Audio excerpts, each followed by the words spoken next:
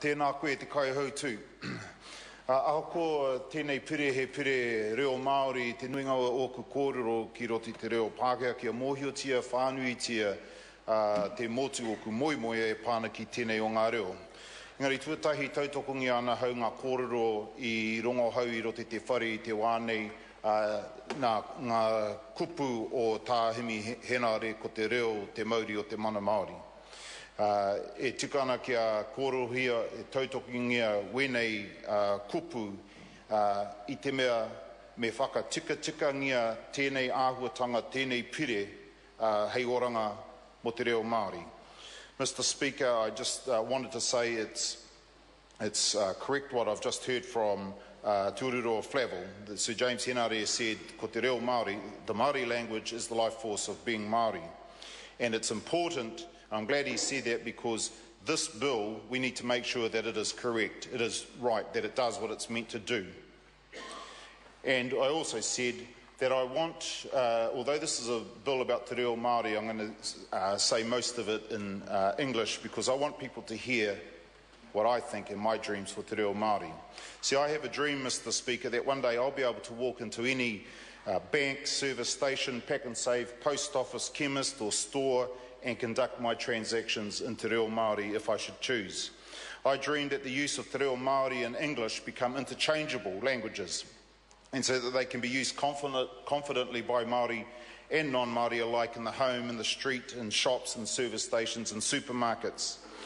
Māori were guaranteed all the rights and privileges of British subjects in the Treaty of Waitangi, and Article 3 states, Her Majesty the Queen of England extends to the natives of New Zealand her royal protection and imparts to them all the rights and privileges of British subjects. That should include the right to read, write and conduct business and transactions in te reo Māori, just like non-Māori can read, write and conduct their business and transactions in the English language if they choose. I'm one of those lucky New Zealanders who could and would conduct my business and transactions in either language if I had the opportunity. But that opportunity doesn't exist because despite te reo Māori being an official language of New Zealand, its true status, or lack thereof, means that the only way I could conduct my business or transactions in te reo Māori is if I am fortunate enough to stumble across a Māori speaker at any given supermarket, service station, bank, post office or chemist. Te reo Māori may have official status in the law books, but second-class status in reality out there in the community. I'd like to think that the Māori language Te Reo Māori Bill will change all that. I'd like to think that the Māori language Te Reo Māori Bill will increase the numbers of New Zealanders who can speak Te Reo Māori, so that even if the majority of Māori can't speak Te Reo, at the very least we have a critical mass of Te Reo Māori speakers. My fear is that the bill will create just another bureaucracy that makes plans, makes decisions, distributes contracts, but no measurable increase in the number of te reo speakers occurs.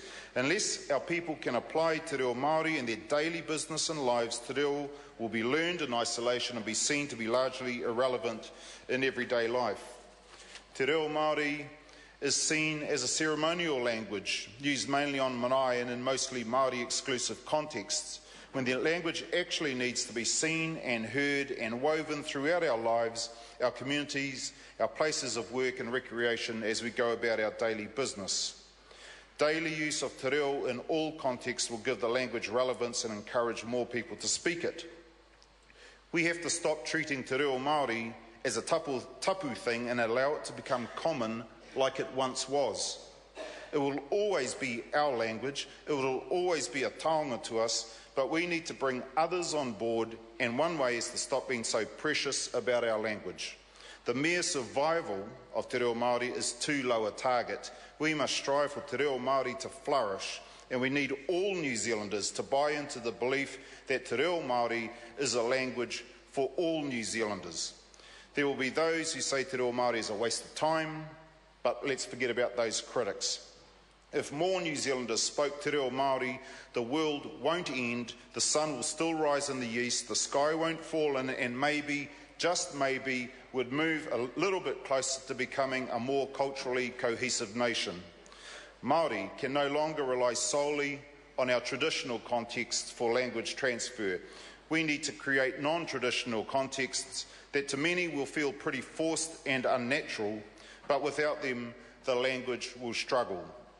Amongst other things, we need to set up Maori speaking happy hours, Maori writing clubs, Maori immersion trivial pursuit evenings, Maori immersion sports teams, support businesses that have Maori speaking staff, write Maori letters to the editor in newspapers, have Maori writing for newspapers, and a plea to TV New Zealand that when they hire the next presenters for the breakfast show, how about hiring at least one Maori who can engage with tangata whenua in our own language, even just occasionally?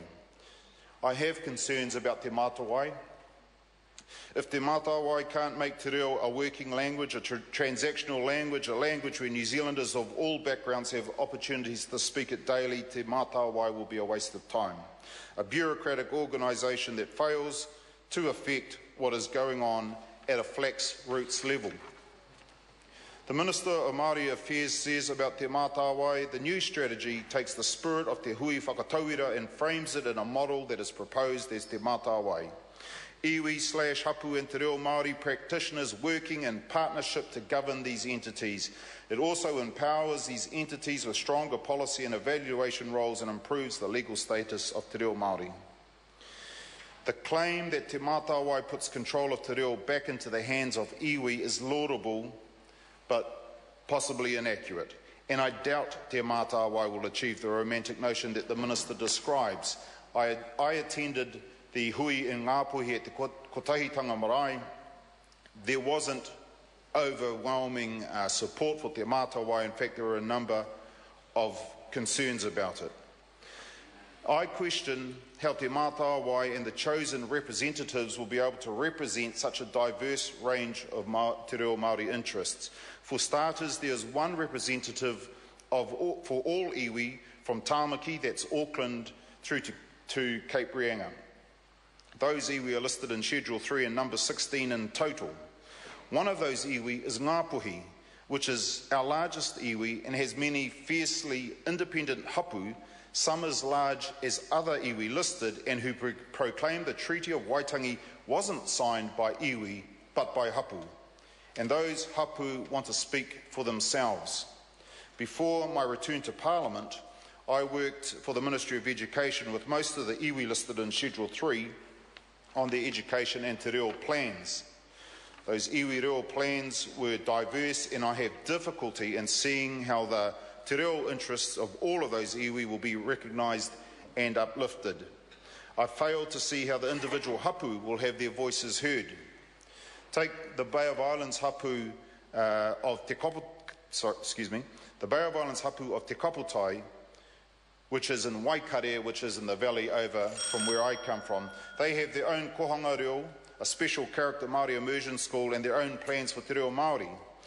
And my question is this: how will a representative possibly based in the middle of Auckland be able to represent the te reo interests of my whanaunga in Waikare, miles from the nearest town, or the interests of hapu in Whangaruru, or Mitimiti, or Waimamaku, or Te Hapu, or Poutu, or any of the other many hapu and villages around Te Taitokere for that matter, let alone the interests of the 16 iwi listed in Schedule 3, so that te reo Māori can be read, heard and spoken in the home, on the marae, but just as importantly given relevance to daily life by making it a working or transactional and business language. I'm concerned that establishing te mātāwai is a way for the Crown to distance itself from its obligations to protect te reo Māori. I'd be very concerned if a minister in the future, a Minister of Māori Affairs in the future said, look, Māori, iwi, you guys look after that, use your treaty settlement money to lift your te reo Māori plans and goals. Māori need an assurance that in the future the Crown will continue its obligations to revive te reo Māori and won't, for example, as I've said, tell iwi to prop up te mātāwai with treaty settlement money. Mr. Speaker, the Labour Party supports this bill in the first reading. We really think it is important that hapu, iwi, community members all have an opportunity to have their say around this bill. We have concerns.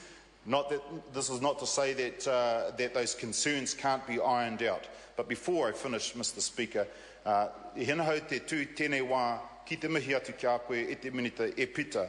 tēnei taku wāmutunga hei mihi atu kia koe, kia koutou ko tāri ana ko tau hoki.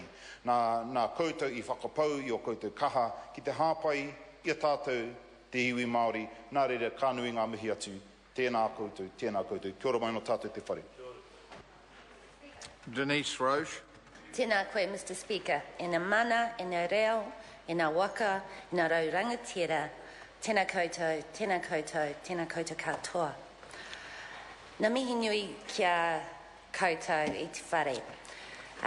It's right to be speaking on this bill, I think, in Te Wiki o Te Reo, and also